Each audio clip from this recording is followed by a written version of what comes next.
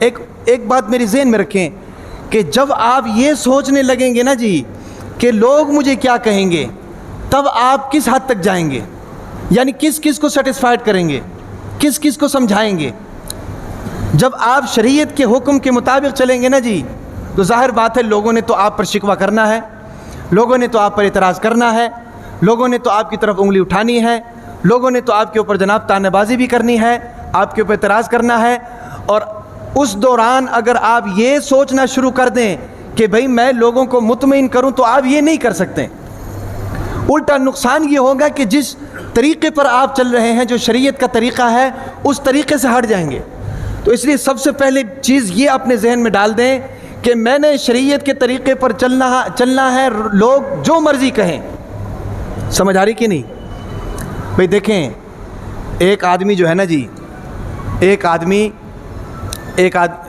بچہ جو ہے ایک آدمی کے پاس جاتا ہے تصویر بنانے کے لیے، اس کے پاس شاگردی کے لیے جاتا ہے، تو وہ آدمی جو ہے سال 1.5 سال لگا کر اس کو تصویر بنانا سکھاتا ہے۔ سکھانے کے بعد وہ کہتا ہے کہ بھئی آپ جاؤ اب ایک تصویر بناؤ، ایک تصویر بنا کر بازار میں لٹکا دو، اور بازار میں لٹکا کر نیچے لکھ دو کہ اس کے بارے میں میری رہنمائی کریں، جس طرح ہم فیس بک میں لکھتے ہیں کہ کمنٹس کریں۔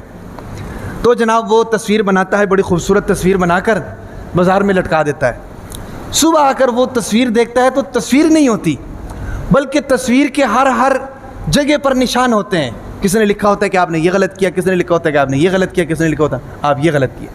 یعنی کسی ایک آدمی نے یہ نہیں لکھا ہوا ہوتا ہے کہ یار آپ نے بڑی اچھی تصویر بنائی، سب نے یہی لکھا ہوتا ہے کہ یہ غلط ہے، یہ غلط ہے، یہ غلط ہے، یہ غلط ہے۔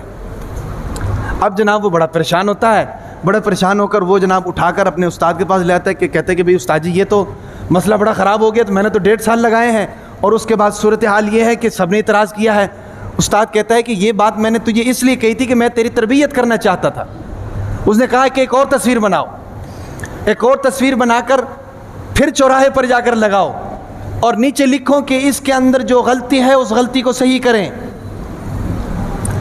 اب جناب وہ تصویر لگاتا ہے، لگا کر اس کے نیچے لکھ دیتا ہے، صبح آ کر دیکھتا ہے تو ایک نشان بھی نہیں ہوتا۔ اب بڑا پریشان ہو کر استاد کے پاس آتا ہے، کہتے ہیں کہ استاد جی یہ کیا ماجرا ہے؟ انہوں نے کہا ماجرا یہ ہے کہ اس معاشرے میں اعتراض کرنے والے سارے ہیں، صحیح کرنے والا کوئی نہیں ہے۔ سمجھ آ رہی بات کی؟ اعتراض سارے کرتے ہیں، یہ غلط ہے، یہ غلط ہے، اس طرح ہونا چاہیے، اس کو اس طرح کرنا چاہیے تھا، آپ نے غلط کیا ہے۔ اعتراض سارے کریں گے لیکن صحیح کرنے والا کوئی بھی نہیں ہے۔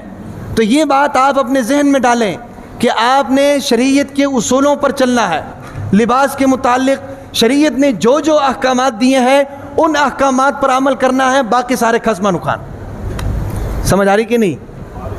جو آپ پر اعتراض کرتا ہے تو اعتراض کرنے دو۔ مولانا احمد علی لاہوری رحمۃ اللہ علیہ فرماتے ہیں کہ آپ کسی کو خوش نہیں کر سکتے، آپ کسی کو خوش نہیں کر سکتے۔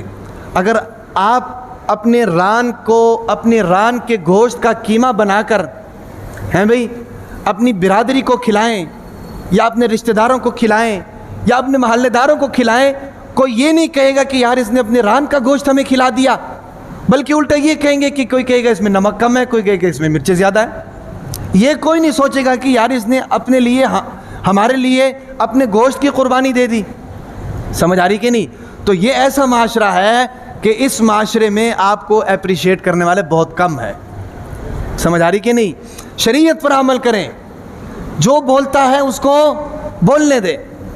اگر آپ لوگوں کے پیچھے پڑ جائیں گے نا کہ یار میں ہر ایک کو مطمئن کر دوں، تو آپ مطمئن نہیں کر سکتے ہیں۔ الٹا نقصان یہ ہوگا کہ آپ جناب اس کام سے ہٹ جائیں گے۔ میری بات سمجھ میں آ رہی کہ نہیں؟ اللہ تعالیٰ نے ایک شخص کا واقعہ قرآن مجید میں لکھا ہے، ایک شخص کا واقعہ قرآن مجید میں لکھا ہے۔ وہ شخص جنت میں ہوگا، اللہ تعالیٰ اس کو جنت میں اچھا مقام عطا کریں گے، اور وہ جناب جنت میں ہوتے ہوئے یہ خیال کرے گا کہ میرا ایک دوست تھا جو مجھے جناب یہ کہتا تھا کہ بھئی یہ کام کرو، یہ کام نہ کرو، اور میں اس کی بات نہیں مانتا تھا، میں شریعت کے اوپر عمل کرتا تھا، اللہ کے حکم پر عمل کرتا تھا۔ اب ذرا دیکھو تو صحیح کہ وہ دوست میرا کدھر ہے۔ اب قرآن مجید اس کی جناب منظر کشی کر رہا ہے، وہ جنت میں ہوتا ہے۔ قرآن مجید کہتا ہے فَاطَّلَعَ فَرَآهُ فِي سَوَاءِ الْجَحِيمِ۔ جب وہ اپنے دوست کو دیکھتا ہے تو وہ دیکھتا ہے کہ وہ جہنم کے اندر ہوتا ہے اور درمیان میں ہوتا ہے جہنم کے، ہر طرف سے آگ اس کو لپیٹ رہی ہوتی ہے۔